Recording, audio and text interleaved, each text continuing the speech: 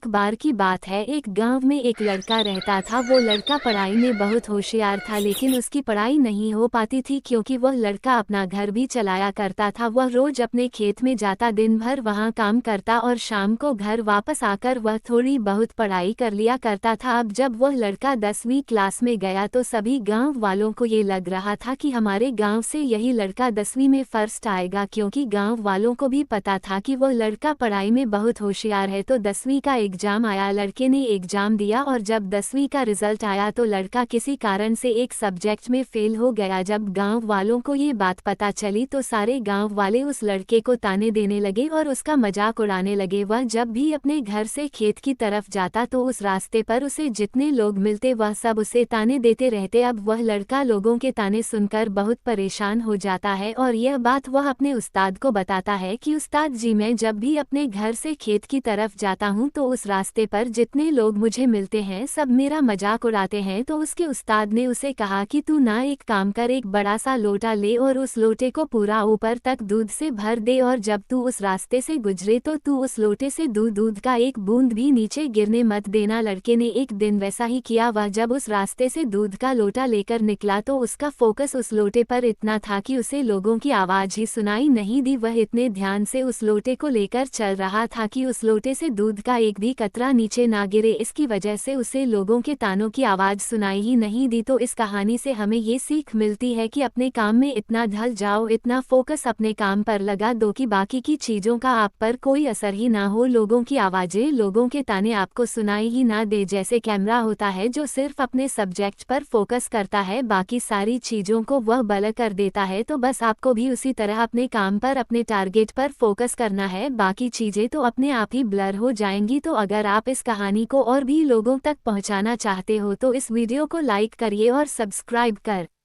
ले।